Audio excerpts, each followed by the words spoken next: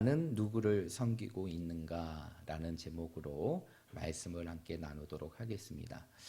여러분, 우리 그리스도인들이 이 세상을 살아가면서 필요한 것들이 참 많이 있지만 우리가 이 세상을 살아가면서 우리 그리스도인들에게 정말 필요한 것 중에 하나가 바로 무엇이냐면 이 세상을 바라볼 수 있는 믿음의 안목이 있어야 한다는 것입니다. 우리에게 주어지는 현실의 삶을 우리가 말씀을 통해서 바라볼 수 있고 말씀을 통해서 해석할 수 있고 말씀을 통해서 받아들일 수 있는 그러한 믿음의 안목들이 우리에게 있어야 되는데요. 그래서 이제 오늘부터는 우리가 지금까지 말씀을 들었던 것보다 조금 특별한 말씀을 우리가 함께 듣기를 원합니다. 그것은 바로 무엇이냐면 우리가 처해진 이 현실, 이 코로나라는 이 현실의 시대를 우리가 어떻게 바라보고 그리고 이 시대 속에서 믿음으로 살아가는 우리들이 무엇을 갖추어야 될지를 우리가 함께 살펴보고자 합니다. 그래서 오늘 말씀의 제목도 이렇게 보시면요. 뭐라고 나오고 있냐면 코우질 1이라고 나오고 있습니다. 여러분 여기서 코우질이라는 것은 제가 임의로 줄임말인데요. 이 코우질이라는 게 무엇에 대한 줄임말이냐? 코로나 시대에 우리가 던져야 할 질문을 약자로 줄여서 만든 것이 코우질입니다. 그래서 우리가 이제 계속적으로 말씀을 통해서 이 시대, 이 코로나 시대들을 우리가 어떻게 바라봐야 되고 그리고 이 시대 속에서 믿음으로 살아가는 우리들이 이 현실의 삶 속에서 어떠한 질문을 던지고 그것을 통해서 우리가 무엇을 갖춰야 될지를 우리가 함께 살펴보고자 하는데요. 오늘은 그 첫 번째 시간으로 어떠한 질문에 대한 내용을 살펴보고자 하느냐? 나는 누구를 섬기고 있는가? 라는 이 질문의 과정을 우리가 함께 살펴보려고 합니다. 여러분, 요즘 삶을 살아가는 게 넉넉하지가 않으시죠? 또 녹록하지 않으시죠? 때로는 우리가 지금 살아가는 현실의 삶이 너무나 무겁고 힘든 시간들을 보내고 있는 것이 우리의 삶의 현실입니다. 우리는 지금 전대미문의 사건인 코로나 바이러스를 겪으면서 이 시대적인 삶을 살아가고 있는데 이러한 코로나 바이러스는 우리의 모든 일상의 삶을 완전히 바꾸어 버렸습니다. 그래서 전혀 새로운 일상의 삶을 살게 되었죠. 그래서 이 코로나 시대를 어떠한 시대라고 부르고 있느냐면 뉴 노멀의 시대, 새로운 일상의 시대라고 표현하기도 합니다. 그렇다면 이렇게 바뀌어진 시대 속에서 이 코로나 시대 속에서 우리는 우리에게 다가오는 현실의 어려움만을 생각하고 그 가운데에서 갇혀 있는 것이 아니라 이 시대를 바라보면서 믿음으로 바라보면서 이 시대를 통하여서 하나님께서 우리에게 허락하신 뜻이 무엇인지를 분별할 수 있는 믿음의 모습이 있어야 한다는 것입니다. 그러기 위해서는 우리가 말씀을 통해서 이 현실의 부분들을 바라보고 해석할 수 있어야 되는데요. 그래서 이제 오늘부터 이제 우리가 무엇을 함께 살펴보고자 하느냐? 이제 특별히 성경 전체의 말씀, 그 성경의 말씀 가운데 구약의 말씀들 중에서 이제 하나님께서 이 땅에 허락하신 이 코로나 바이러스와 같은 전염병의 사건들을 우리가 함께 말씀을 통해서 살펴보면서 이제 우리가 구약의 시대를 넘어서 오늘 이 시대 속에서 이 현실의 삶이 우리에게 주어지는 교훈의 메시지가 무엇이고 이것을 통해서 우리가 어떠한 모습을 갖추어야 될지를 이제 오늘부터의 말씀을 통해서 함께 살펴보고자 합니다. 여러분, 이 전염병이라는 단어는 히브리어로, 구약의 원어인 히브리어로 크게 3개의 단어로 사용이 되게 됩니다. 이 전염병이라는 단어는 3개의 단어로 사용되어지는데 그 3개의 단어가 무엇인지 여러분 참고적으로만 알고 계시길 바랍니다. 그 3개의 단어는 바로 무엇이냐면 히브리어로 네메르라는 단어이고 두 번째로 막게파라는 단어이고 세 번째라는 네게프라는 단어입니다. 이 세 개의 단어가 구약 속에서 전염병 또는 연병이라는 단어로 구약의 말씀 속에서 사용이 되게 되는데요. 이러한 전염병이라는 단어가 가장 먼저 사용되어 있는 성경의 말씀이 바로 어디냐면 오늘 우리가 읽었던 바로 출애굽기의 말씀입니다. 이 출애굽기의 말씀 가운데 어디에 나오는 말씀이냐? 바로 애굽 땅에 내어지는 몇 가지의 재앙? 10가지의 재앙 가운데 바로 5번째 그리고 6번째 재앙의 부분들이 바로 이러한 전염병의 사건들을 소개하고 있다는 것입니다. 그런 가운데에서 오늘 우리가 읽었던 이 9장의 말씀은 바로 애굽 땅에 내려진 10가지의 재앙 가운데 그 10가지의 재앙 가운데 몇 번째 재앙에 해당되는 말씀이냐? 5번째 재앙에 해당되는 말씀이고 우리 9장의 표제와 같이 그 재앙은 바로 무엇이냐? 가축의 죽음의 사건을 설명해 주고 있다는 것입니다. 그런 가운데에서 우리가 오늘부터 이 전염병을 통하여서 오늘 이 시대를 살아가는 우리들이 어떻게 이 현실을 바라봐야 되는지를 함께 살펴보고자 하는데요. 그러기 위해서는 무엇보다 오늘 말씀을 통해서 왜 이 애굽의 땅에 이러한 전염병의 사건들이 이루어지게 되었는가, 그 부분들을 우리가 먼저 확인해 보아야 한다는 것입니다. 우리가 이미 출애굽기의 말씀을 알고 있기 때문에 우리가 대략적으로 왜 애굽의 땅에 이러한 전염병이 내려졌는지를 우리가 알고 있습니다. 여러분, 왜 애굽의 땅에 이러한 재앙이 이루어졌습니까? 왜 이러한 전염병의 사건이 이루어졌죠? 그것은 바로 무엇이냐면 하나님의 말씀을 들었던 바로가 그 하나님의 말씀을 듣지 않고 하나님 앞에 마음의 완강함을 가지고 완악함을 가지고 하나님의 뜻을 거부하였기 때문이라는 것이에요. 그래서 오늘 2절의 말씀에 보면 그 내용에 관한 부분들, 그 원인에 관한 부분들을 설명하고 있습니다. 2절의 말씀에 보면 이렇게 얘기하죠. 내가 만일 보내기를 거절하고 억지로 잡아두면 이랬죠. 이 말은 결국 무엇입니까? 결국 애굽의 땅에 이러한 심한 전염병이 오르게 되었던 것이 바로 무엇이냐? 하나님께서 분명히 모세를 통하여 바로에게 뭐라고 말씀하십니까? 내 백성을 보내라. 그들이 광야에서 내 절기를 보며 나에게 예배할 것이다 라고 얘기했습니다. 이게 하나님의 말씀이에요. 그러나 이러한 하나님의 말씀 앞에 거절하고 오히려 그 이스라엘 백성들을 잡아두는 것이 결국 애국과 바로의 삶 속에서 씻을 수 없고 전무후무한 무서운 재앙의 심판으로 이루어지게 되었다는 것이에요. 여러분, 우리가 이 출애굽기 5장의 말씀을 보게 되면 모세가 바로 앞에 섰을 때 그 하나님의 말씀을 전하는 내용을 기록하고 있어요. 우리 한번 살펴볼까요? 출애굽기 5장입니다. 출애굽기 5장 1절의 말씀입니다. 1절의 말씀 우리 다 함께 읽어보도록 하겠습니다. 시작.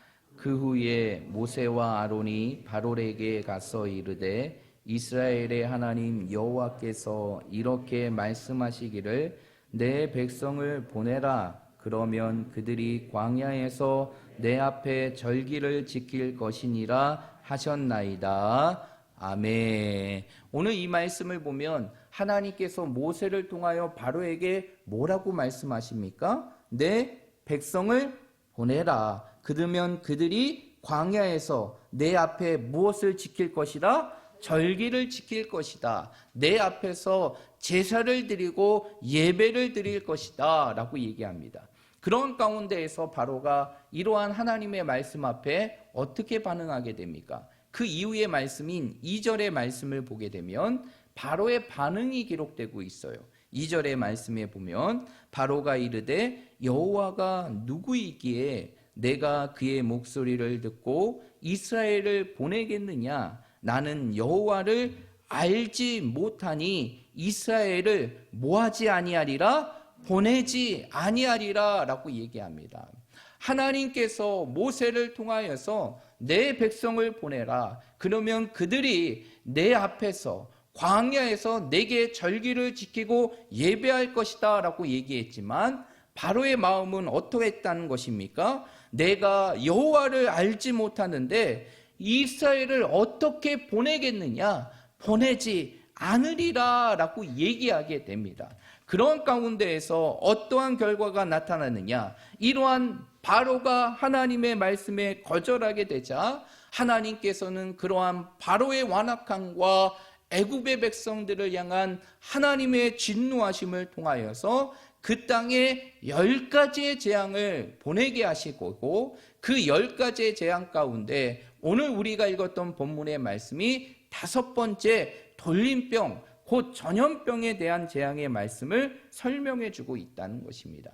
그렇다면 오늘 이것을 통해서 오늘 이 시대를 살아가는 이러한 코로나의 현실을 살아가는 우리들의 삶 속에서 우리가 확신할 수 있는 2가지의 메시지가 있는데 첫 번째는 바로 무엇이냐면 우리에게 주어지는 이 코로나라는 바이러스는 결코 우연히 이루어지는 것이 아니라 이 또한도 하나님이 허락하신 하나님의 섭리 속에 이루어진 것이라는 것입니다. 여러분, 우리가 부인하고 싶지만 그리고 인정하고 싶지 않지만 우리가 인정할 수밖에 없는 게 있습니다. 그것은 바로 무엇이냐? 우리에게 주어지는 이 모든 현실의 삶 속에 우연이라는 것은 존재할 수 없는 것이고 이 세상의 모든 세상의 현상들은 다 하나님의 섭리와 계획 속에 있는 것입니다. 이 세상의 모든 것이 우연일 수 없어요. 우리가 태어나는 것도 우연이 아니고 또한 한 사람이 죽는 것도 우연이 아닙니다. 성경에서 예수님께서는 뭐라고 얘기하시냐면 하늘에 날아다니는 참새 한 마리가 이 땅에 떨어지는 것 또한도 하나님의 섭리임을 말씀하고 있다는 것이에요. 그렇다면 결국 이 시대를 살아가는 우리들이 받아들일 수밖에 없는 한 가지 사실은 바로 무엇이냐면 우리가 겪는 이 코로나라는 현실의 삶이 결코 인과적인 우연의 과정을 통해서 우리에게 접어드는 바이러스가 아니라 이 또한도 하나님의 놀라운 뜻을 가지고 이 땅에 허락된 하나님의 놀라운 섭리 중에 하나라는 사실을 우리는 우리의 삶 속에 인정해야 한다는 것이에요. 여러분, 오늘 본문의 말씀으로 돌아가게 되면 오늘 9장 3절의 말씀에 보면 왜 애굽의 땅의 5번째 재앙인 가축의 죽음, 그 심한 돌림병이 이루어졌는지를 설명하고 있어요. 오늘 3절, 9장 3절의 말씀에 보니까 그 모든 전염병의 출처가 그 시작이 어디에 있는지를 설명하고 있는데 그것이 바로 3절의 말씀에 보니까 무엇으로부터 시작됐다라고 말하고 있습니까? 여호와의 손이 시작됐다라고 얘기해요. 여호와의 손이 들에 있는 가축을 찌르니 그것이 말과 나귀와 낙타와 소와 양에게 더하리니 그것이 무엇이 되게 됩니까? 심한 돌림병이 되게 된 것입니다. 결국 여기서 이 애굽의 땅에 내려지는 결국 이 전염병은 우연이 아니라 바로 무엇을 통해서 이루어졌다는 것입니까? 하나님의 손을 통해서 이루어졌다는 것이에요. 여러분, 여기서 손이라는 단어는 히브리어로 야드라는 단어입니다. 이 야드라는 단어는 이 신체적인 손을 의미하기도 하지만 성경에서 손은 무엇을 의미하는 것이냐? 하나님의 능력, 권세를 의미하는 것이에요. 그러면 결국 애굽의 땅에 이루어졌던 이 전염병이 결국 하나님을 통해서 이루어진 것이라면 결국 우리의 삶 속에 주어지는 이 코로나 바이러스라는 전염병 또한도 결국에는 하나님의 섭리 속에 이루어지는 하나의 사건임을 우리는 확인할 수 있다는 것이에요. 그런데 중요한 것은 무엇이냐면 이러한 것들이 결국 무엇을 때문에 이 땅에 이루어졌는지를 우리가 확인해야 되는데, 그러기 위해서는 9장 14절의 말씀을 확인해 볼 필요가 있습니다. 우리 출애굽기 9장 14절의 말씀 한번 읽어보도록 하겠습니다. 14절입니다. 시작.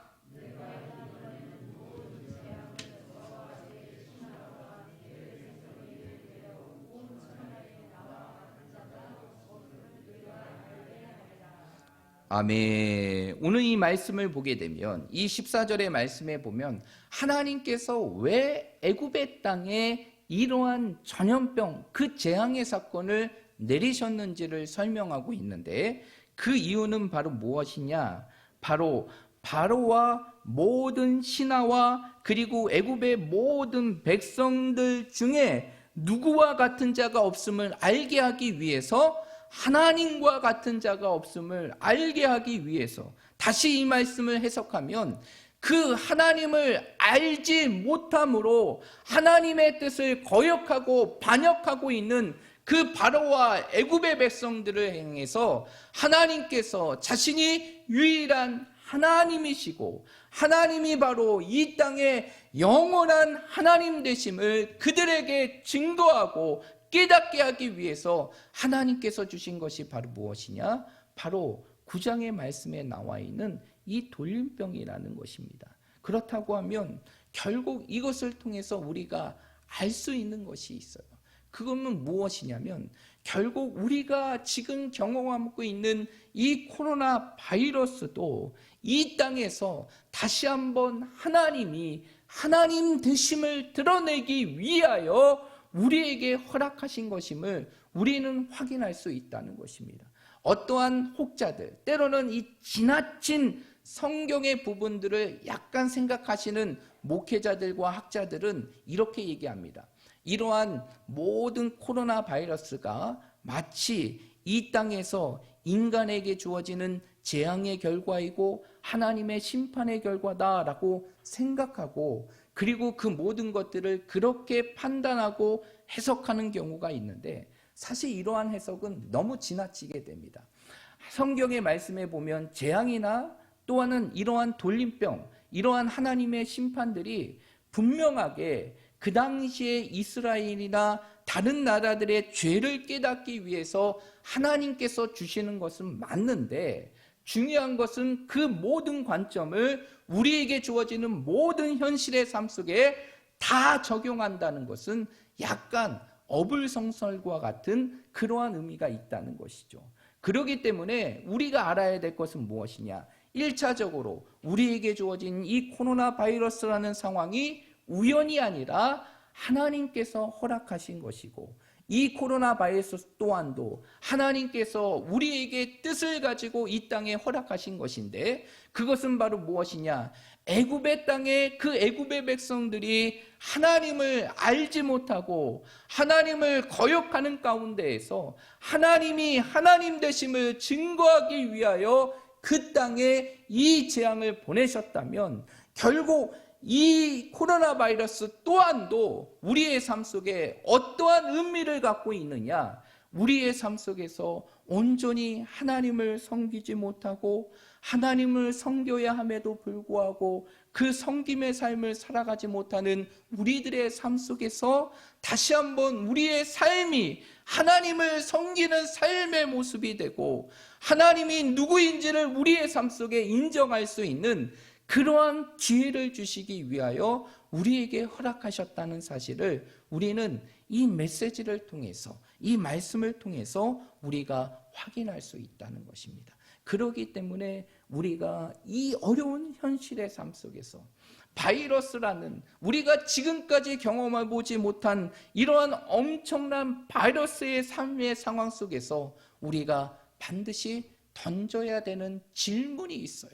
그 질문이 바로 무엇이냐면, 바로 나는 누구를 섬기고 있는가? 그 부분들을 우리의 삶 속에서 확인할 필요가 있다는 것이에요. 단순히 우리의 삶에 주어지는 이 어려움의 시간 속에서 왜 이러한 어려움들이 나에게 다가왔는가?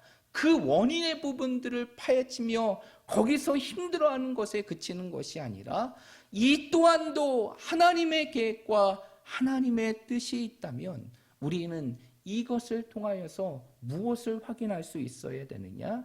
나는 지금 우리의 삶의 자리에서 누구를 섬기고 있는지를 우리의 삶 속에 확인해 보아야 될 필요성이 있다는 것이.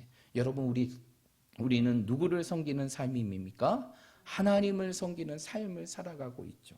하나님을 섬기는 삶을 살아가는 삶입니다. 그런데 우리가 이 땅의 삶 속에서 우리가 누구를 섬기고 있는지 확인하기 위해서는 우리의 삶을 돌아볼 필요가 있어요.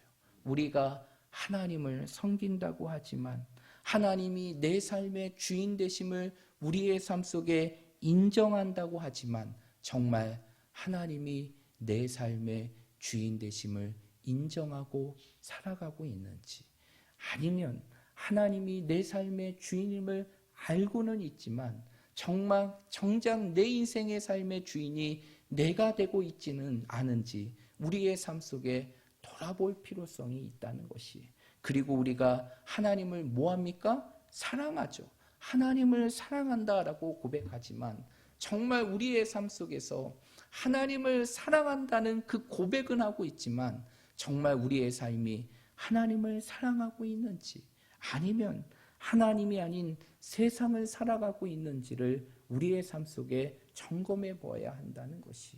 하나님을 사랑한다고 하지만 내가 세상의 물질을 사랑하고 있지는 않은지, 세상의 명예를 사랑하고 있지는 않은지, 더 나아가서 이 세상의 영광을 살아가고 있지는 않은지 우리의 삶을 살펴보아야 한다는 것입니다. 또한 우리가 하나님을 섬긴다고 하지만 정작 우리의 삶 속에서 하나님을 섬기는 삶 속에서 하나님을 잃어버리고 있지는 않은지 우리가 우리에게 주어지는 이 현실의 삶 속에서 살펴보아야 됩니다. 그러기 위해서는 우리에게 어떠한 질문을 던져야 될까요? 바로 오늘 말씀의 제목과 같이 나는 지금 누구를 섬기고 있는가?